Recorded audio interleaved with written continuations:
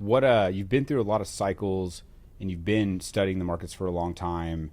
Is there an analogy for right now where this period for oil and gas reminds you of other times in your career? Is this like, I mean, there's been a lot of ups and downs. Obviously, COVID hit, and then 2022 was crazy, specifically on the gas side and oil when the energy crisis in Europe. But just like a pulse check, or just what's the vibe check, I guess, right now on the markets versus what you've experienced in the past? Yeah, the markets right now are reflecting the maturity or the maturing of an oil and gas sector in the U.S.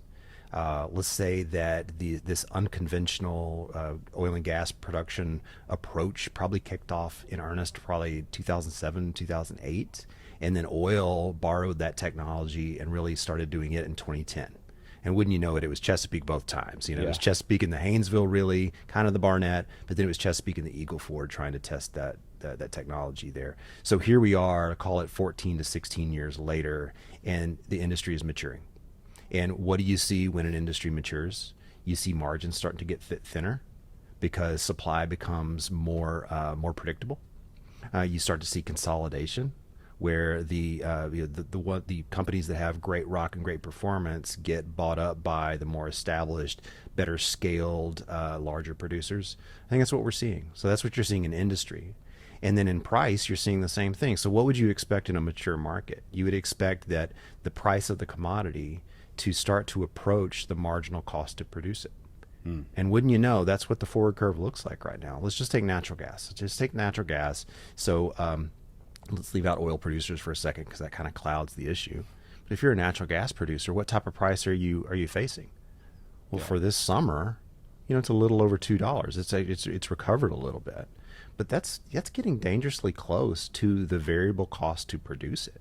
In fact, what have we seen when prices dip down below $2? You saw announcements that some gas producers would curtail production.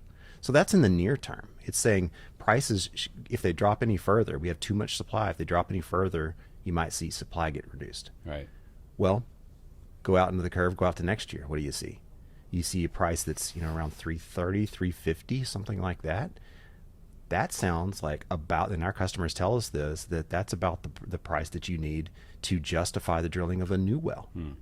So here we have a forward curve that's sitting right on top of what we call break-even economics, both for PDP, existing produced gas, and new gas.